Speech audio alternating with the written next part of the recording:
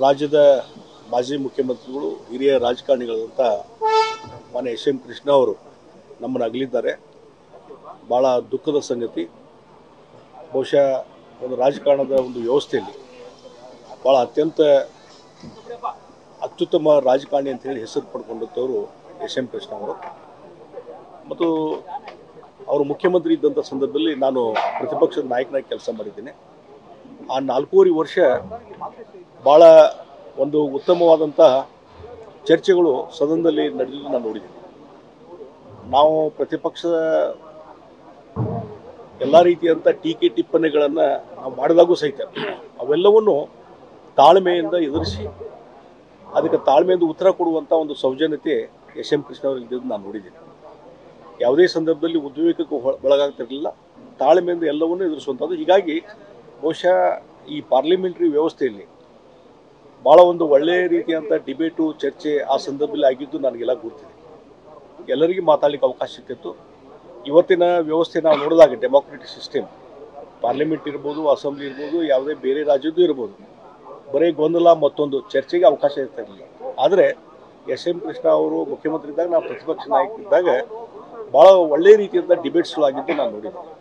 ಹೀಗಾಗಿ ಆ ರೀತಿಯಾದಂಥ ಒಂದು ವ್ಯಕ್ತಿತ್ವ ಅವ್ರದ್ದಿತ್ತು. ಮತ್ತು ಒಬ್ಬ ಆಡಳಿತಗಾರರಿಗೆ, ಯಾರು ಗುಡ್ ಅಡ್ಮಿನಿಸ್ಟ್ರೇಟರ್ ಅಂತಾರಲ್ಲ, ಅದಕ್ಕೆ ಮತ್ತೊಂದು ಹೆಸರು ಎಸ್ ಎಂ ಕೃಷ್ಣ ಅವರು. ಒಳ್ಳೆಯ ಆಡಳಿತ ಕೊಟ್ಟರು. ಮತ್ತು ಬೆಂಗಳೂರು ಬಗ್ಗೆ ಒಂದು ಭಾಳ ದೊಡ್ಡ ಕನಸಿತ್ತು. ಇನ್ನು ಒಂದು ಉತ್ತಮ ಮಹಾನಗರ ಮಾಡಬೇಕು, ಎಲ್ಲ ಮೂಲಭೂತ ಸೌಕರ್ಯ ಸಿಗಬೇಕು, ಸಿಂಗಾಪುರ್ ರೀತಿಯಲ್ಲಿ ಇದನ್ನು ಡೆವಲಪ್ ಮಾಡಬೇಕು ಅನ್ನುವಂಥದ್ದು. ಬಹುಶಃ ಅದಕ್ಕೆ ಪೂರಕವಾಗಿ ಹಲವಾರು ಕೆಲಸ ಕಾರ್ಯಗಳನ್ನು ಅವರು ಇಲ್ಲಿ ಮಾಡಿದರು. ಅವ್ರ ಸಂದರ್ಭದಲ್ಲಿ ಇಂಟರ್ನ್ಯಾಷನಲ್ ಏರ್ಪೋರ್ಟ್ ಇರ್ಬೋದು, ಮೆಟ್ರೋ ಇರ್ಬೋದು, ಇದಕ್ಕೆಲ್ಲ ಚಾಲನೆ ಕೊಡುವಂಥ ಕೆಲಸ ಆ ಸಂದರ್ಭದಲ್ಲಿ ಆಯಿತು. ಯಾಕಂದರೆ ಆ ರೀತಿಯಾದ ಸಭೆಗಳಿಗೆ ಪ್ರತಿಪಕ್ಷ ನಾಯಕರು ನನ್ನನ್ನು ಕರೆಸಿದ್ರು. ಆ ಸಂದರ್ಭದಲ್ಲಿ ಚರ್ಚೆಗಳನ್ನು ಮಾಡೋದು ನಾನು ನೋಡಿದ್ದೀನಿ.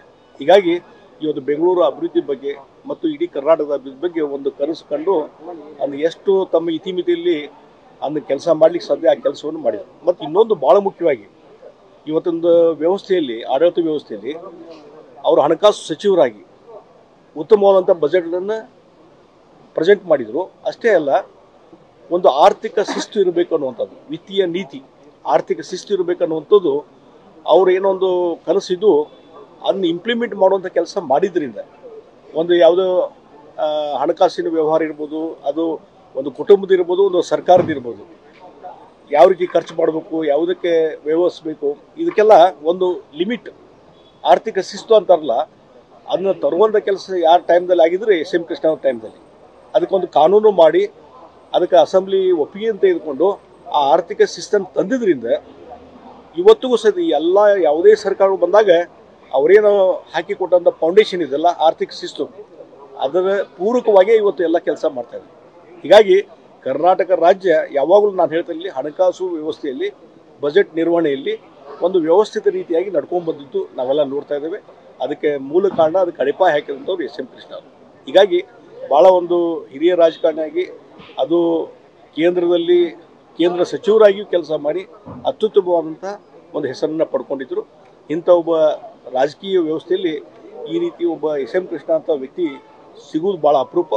ಅವ್ರನ್ನ ಕಳ್ಕೊಂಡು ರಾಜಕೀಯ ಒಂದು ಏನು ವ್ಯವಸ್ಥೆ ಇದೆ ಅದಕ್ಕೆ ಭಾಳ ದೊಡ್ಡ ನಷ್ಟ ಆಗಿದೆ ಅನ್ನುವಂಥದ್ದು ಹೇಳ್ತೀನಿ. ಹೀಗಾಗಿ ಅವರ ಆತ್ಮಕ್ಕೆ ನಾನು ಶಾಂತಿಯನ್ನು ಕೋರ್ತೀನಿ. ಮತ್ತು ಅವರ ಕುಟುಂಬ ವರ್ಗಕ್ಕೆ ಏನು ಅಗಲಿದ ದುಃಖ ಇಲ್ಲ, ಅದನ್ನು ಭರಿಸುವಂಥ ಶಕ್ತಿ ದೇವರು ದಯಪಾಲಿಸಲಿ ಅಂತ ದೇವರಲ್ಲಿ ನಾನು ಪ್ರಾರ್ಥನೆ ಮಾಡ್ತೀನಿ. ನ್ಯೂಸ್ ಫಸ್ಟ್, ನಿರ್ಭೀತಿಯಿಂದ ನಿಮ್ಮ ಪರವಾಗಿ.